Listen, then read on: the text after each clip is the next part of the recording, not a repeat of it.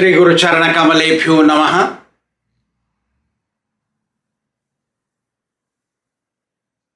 When Lord Brahma reached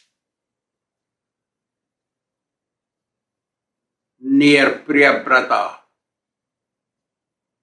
there were Narad Muni and his father Swāyambhuva Manu were present. Lord Brahma instructed Priyavrat to become a householder. These words of Lord Brahma were heard by Narad Muni and Priyavrata's father Swāyambhuva Manu. Swāyambhuva Manu became very pleased in his heart hearing the words of Lord Brahma, because Priyavrata wanted this to happen. So he could transfer the kingdom of entire world to his son and go to forest, perform austerities, chant the holy name of the Lord, please God, and receive liberation. That was his motive, Priyavrata's father's motive. When Lord Brahma told this and left that place,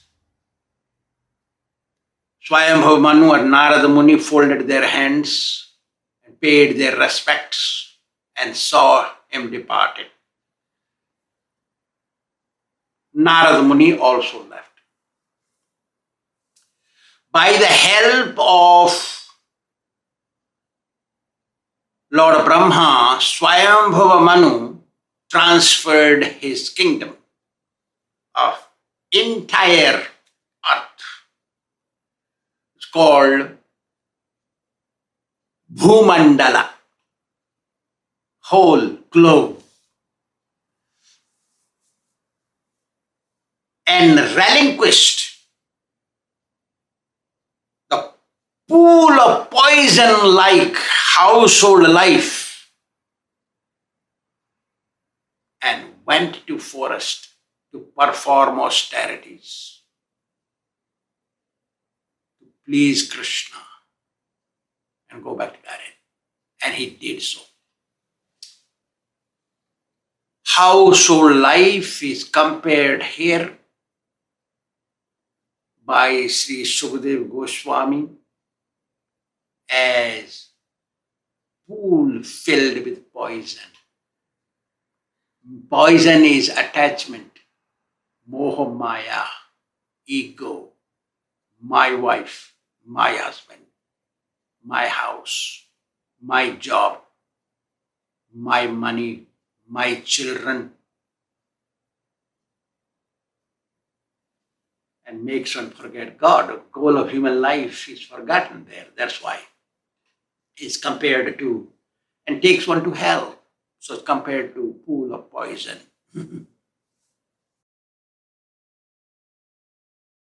Priyavrata also was a devotee of Lord Kṛṣṇa. He was a self-realized devotee.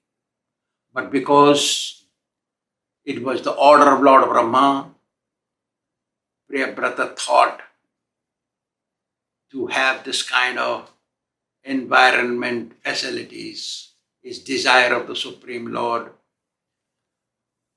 that I become the king, ruler of this earthly planet. So he did so.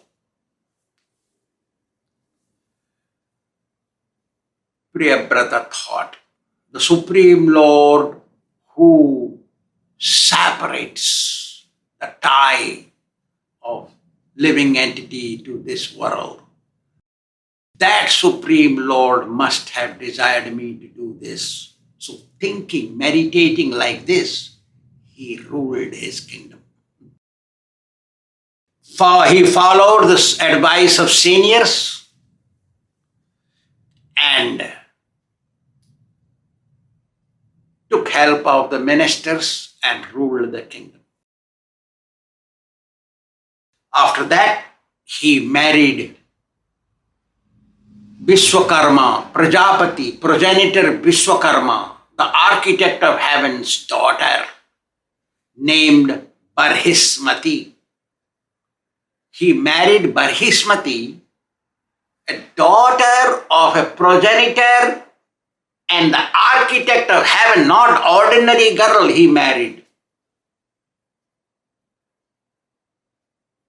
And produced 10 sons, headed by Agnidra. Eldest son's name was Agnidra. We don't need to mention all the names. Very difficult to keep in memory too. And produced one daughter whose name was Urjaswati.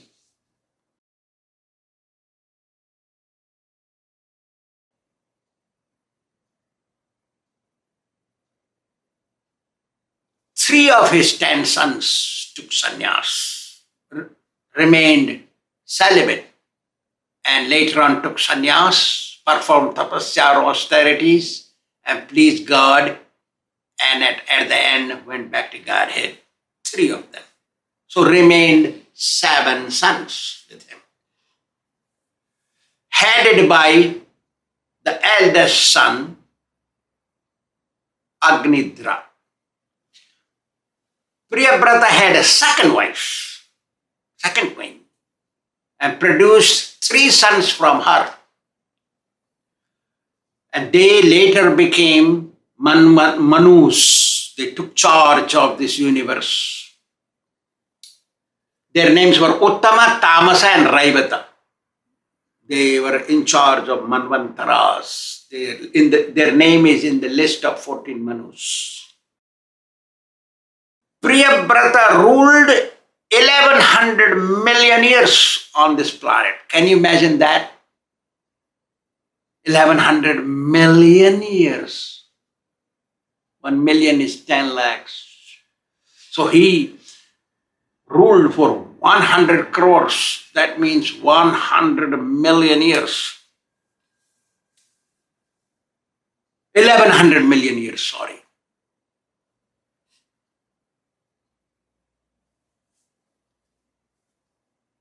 He was so powerful and heroic, nobody could stand before him.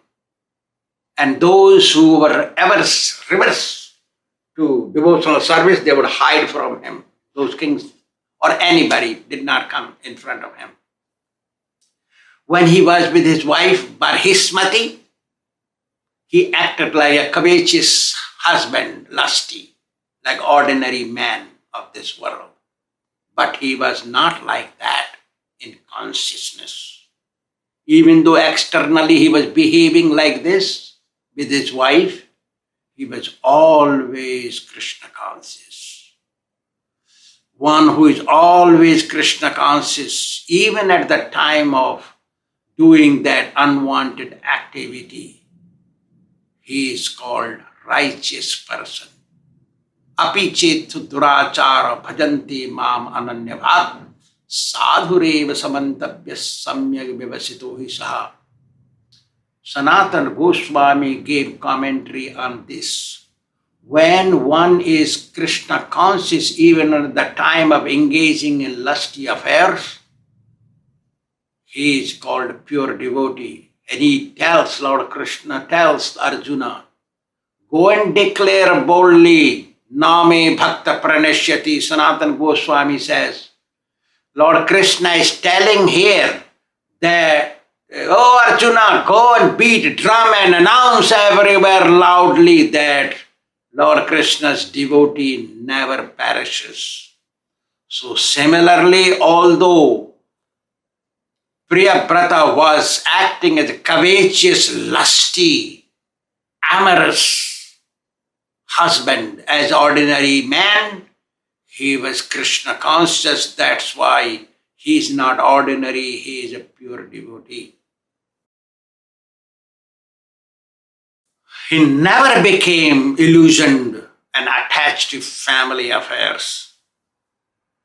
Always been Kṛṣṇa conscious. So one day, Priyavrata saw This sun in the sky circumambulates Mount Sumeru, because Mount Sumeru is so big and as high as the sky in heaven.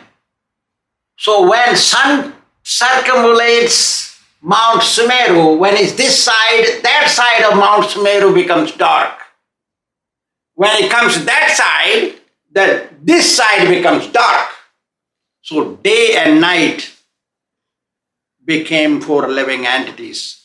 So Priyavrat Maharaj saw this, that half of the earth remains dark is due to sun. So why not have another sun, he thought. He did not like sun's activity circumambulating earth and keeping half side dark. And he took a vow. Sankalpa means taking a vow.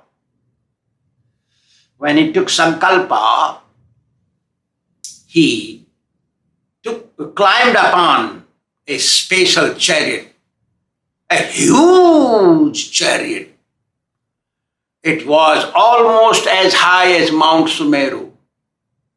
It was as big as the whole earth, this one in which we live, this big. So, millions of miles wide, big, million miles, my goodness, it's big. He climbed upon that bright chariot and went other side of the sun. This side of sun, Mount Sumeru in the center, that side he went. So although his chariot was running on the ground, chariot was so big that its light went like that of a sun and lit the whole world again, that side. Means he stopped having nights. His motto was to keep all living entities active and happy. He thought daytime people are jolly, happy, satisfied, doing things. At nighttime they become inactive, they dream, there is no satisfaction there. So he wanted to remove the darkness. So he moved around other side of Mount Sumeru, other side of the sun. So kept daytime. He completed 7 circles of Mount Sumeru. This was done because he had received spiritual powers from the Supreme Lord by performing austerity and sadhana, chanting, japa.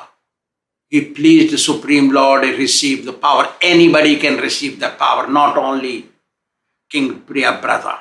Everybody, anybody who becomes a pure devotee, he can have powers. He may not turn oranges into apples, but he can turn a demon into a devotee. A demoniac person doing all wrong things, eating meat, drinking wine, can be transformed into a divine demigod-like person and go back to Godhead. So, the Supreme Lord had awarded this kind of potency to King Priyavrata. The chariot was also special, rewarded by the Supreme Lord for him. By brightness, glittering brightness of him, functioned as good as the sun. When Priyavrata completed 7 circles of Mount Sumeru, Lord Brahma came there. Lord Brahma reached there and said, "Oh, Priyavrata, you are my grandson. What are you doing? You are going against the will of the Lord. That is not as per the established rule of Mother Nature. That is not correct. Stop this immediately." Priyavrata did not do this activity of circumambulating other side of the sun against the sun because he wanted to take a revenge on punish the sun or compete the sun. No, he just wanted people to be active. He wanted people to be happy, jolly, doing their own activities. He wanted for public's benefit. But it was against Mother Nature's establishment. Therefore, Lord Brahma had stopped him.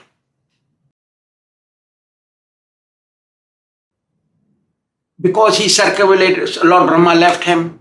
Because Priyavrat circumambulated 7 times Mount Sumeru. So it became 7 islands. His wheels created trenches of those 7 islands. Means, look, imagine how big the wheels must be. Just imagine that. A wheel is as wide as the saltwater ocean. How wide is saltwater ocean? We have experience with the ocean, saltwater. This big wheel, wide wheel. How great the chariot must be, just imagine. So we went 7 times. So 7 oceans were created by wheels. And between the wheels there is a space in the chariot that became the island. Means 7 islands were created and he named them. The center island in which we are living in right now. That center island is called Jammu Dweepa. The second island outside of Jammu Dweepa and after saltwater is Plakya Dweepa. Third island is Salmali Dweepa. Fourth island is Kusha Dweepa. Fifth island is Kṛṣṇa Dweepa. 6th island is Shaka Dweepa. 7th island is Pushkara Dweepa. And they were all had trenches outside of them. So they had 7 different kinds of oceans. From the center, which is called Jammu Dweepa, in which we live, outside of this is surrounded by saltwater ocean. Second ocean, which second Dweepa is Plakya Dweepa, is surrounded by sugar water ocean. Sugar cane water ocean. Unrefined sugar water. Sugar cane ocean. Third is Salmali Dweepa, surrounded by liquor ocean. Liquor ocean. Fourth is Kusha Dweepa, that is surrounded by clarified butter ghee ocean. Fifth Dweepa is Kṛṣṇa Dweepa, is surrounded by milk ocean.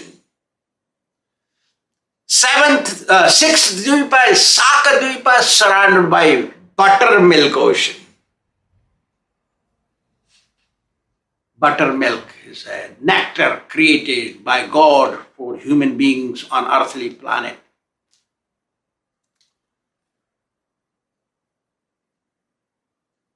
Na takramasti vyatate kadachit. I memorized this sloka when I was 6-7 years old.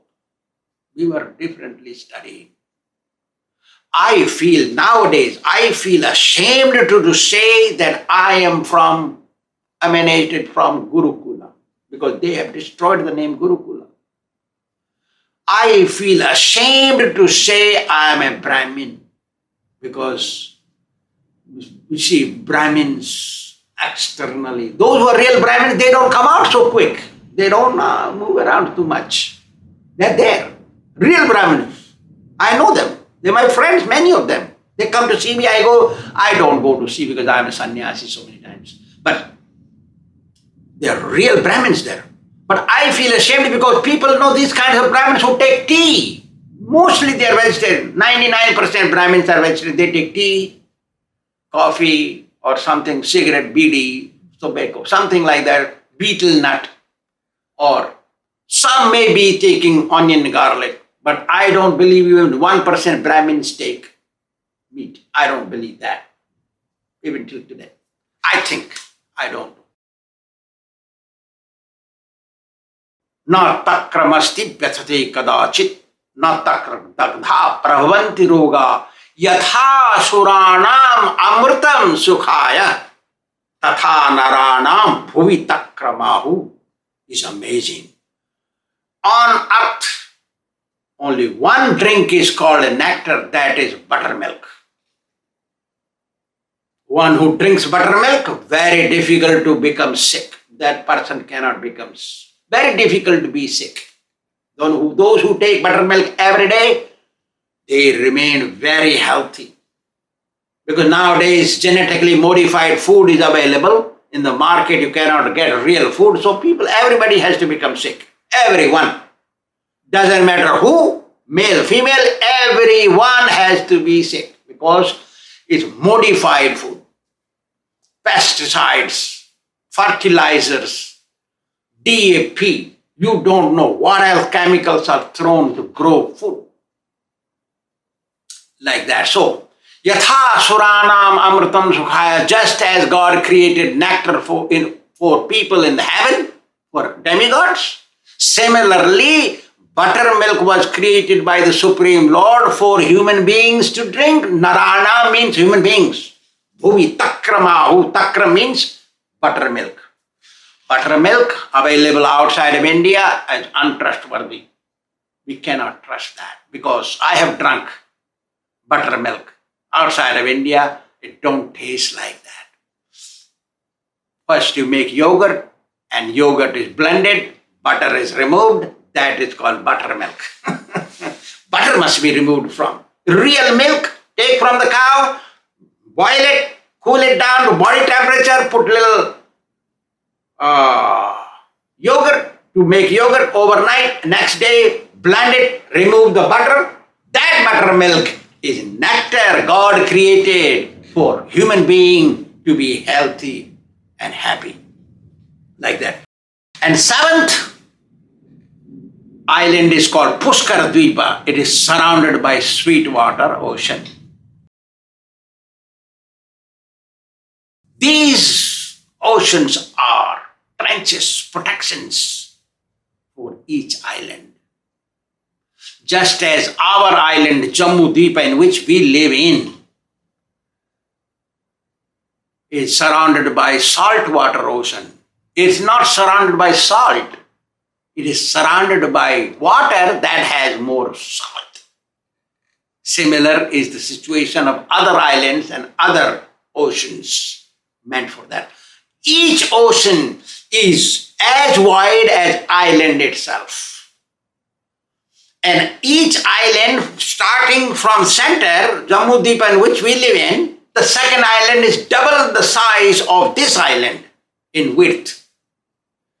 The third island is double the size, triple the size of our island. Sorry, not double, triple. And this way, one is bigger than another one. The largest earth piece island is Pushkara Dvipa. Outside that is Sweetwater Ocean, where Loka mountain is there. We will discuss later on about that.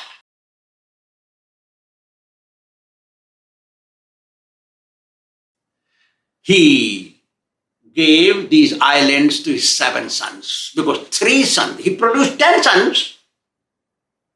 Out of 10 sons, 3 has taken sannyas and 7 sons. So 7 islands he gave to his one each son to 7 sons to rule.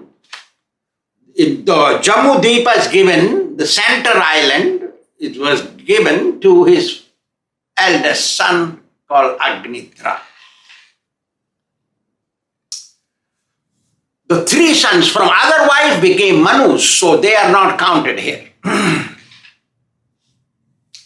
His daughter Urjaswati, he married to Shukracharya. And they both, Urjaswati and Shukracharya combined, produced a daughter whose name became Devayani. Parikshit Maharaj heard all this and kept quiet. So Sukadeva Goswami said, "O King Parikshit, Lord Priyavrata performed such great service to Lord Sri Kṛṣṇa that he became happy with him and rewarded such kind of power, potency to Priyavrata. So he could do such activity which nobody did before and will not do in future. He said that. And he did not do this just to create revenge and grudges or to compete with the sun god, Surya. He also said, just as saltwater ocean don't just carry salt, it is carry excess of salt. And by drinking this salt water, no one can quench their thirst. Similarly, sugarcane water or clarified butter or milk or buttermilk, all these oceans just don't carry all these items. They have such items in excess quantity in them. Like sugarcane juice. So whole ocean is not just of sugarcane. It has that quantity, that quality of sugarcane in quantity excess than water. Like we have salt in here. Liquor. People drink and all that. They're not just drunkard in that island. Just drink the liquor quantity, the smell, the taste is in that extra. That's all. Nobody can drink like you cannot drink salt water and quench your thirst. Similarly, you cannot become drunk. You cannot drink it. That liquor, ocean liquor. Ghee, clarified butter. It's not filled with ghee and ghee because cold season it will turn to hard stone. No. It has excess quantity in that water. Clarified butter is an excess quantity. So when you taste, you feel like ghee and smell like ghee, but it's not ghee. It has waves. It has waves. All 24 hours, there are unlimited waves in them. In all the ocean, that is the nature of the ocean, having waves, tidal waves, hurricanes, all that come from those oceans. Those who think they are filled with the liquor, let's go there and fill up bottles and bring them back here. It's not like that. Milk ocean, where Lord lies around and says on Sesa. That is as clear as milk, white. Taste is like milk, but you cannot drink it. Otherwise, all milk would have been drunk, all the demigods or anybody. We don't know. Like that. So, no. Buttermilk. We have to make every day buttermilk. We cannot keep buttermilk and drink it next day like Sanatana Goswami did. Sanatana Goswami would go once in a week to Mathura to ask for chapatis called madhukari and buttermilk. And he will put in a pot buttermilk and put the chapatis inside and eat one whole week. Buttermilk is nectar in this world that don't go bad. No worms and germs and bacteria can take place if you keep buttermilk and chapati in a pot, clay pot, and cover it. It will remain there and not go rotten, not possible like that. It is immune to every and all kinds of bacteria, buttermilk, but has to be made properly. After giving his kingdom or islands to 7 sons, Priyavrata became free and he recollected the instructions given by Narada Muni that human birth is given to one to serve the Supreme Lord, to become devotee of God. That birth is given. So, he thought, I had served the Lord so nicely in my young age and pleased him, received self-realization. How come my intelligence became such wretched and stupid? I turned so bad and went back and dived inside the poison pool of family life. he regretted a lot. Prayaschittani cha papani narayana paranmukham. When one becomes a devotee of Lord Krishna and remembers the Guru's instructions, regression comes, regretting. That regretting dries up the sins. The regretting makes the sin become weaker. And acting in devotional service, performing devotional service, burns those dried up or weak instructions or sins and turns them into ashes. Karmani nirdhati.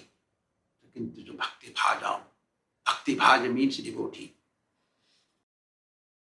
So he regrets, how come I entered inside this pool of poison to enjoy my senses. Thus,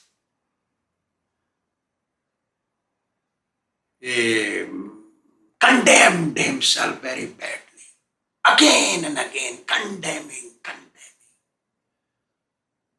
Only devotee can do that. One who is heart devotee, when he engages in some kind of deed, Kṛṣṇa life is a deed, condemned. And then, just as one relinquishes dead body, becomes away from the dead body, similarly, Priyavrat relinquished all his family, possessions, everything, and went to the forest and performed sadhana, pleased Lord Krishna, and at the last went back to Godhead. No one except the Supreme Lord can do what Priyavrat did. It's not possible for even demigods. He created 7 oceans, 7 islands. Only God can do that. Priyavrat was a devotee from the beginning, remained a devotee while household life and managing the earth, and became a devotee after relinquishing everything and went to God, back to Godhead. This is the goal of human life. Goal of human life, purpose of human existence is and should be to please the Supreme Personality of Godhead. Eating, sleeping, mating, defending, even animals do. We must become devotee. And that can happen when we connect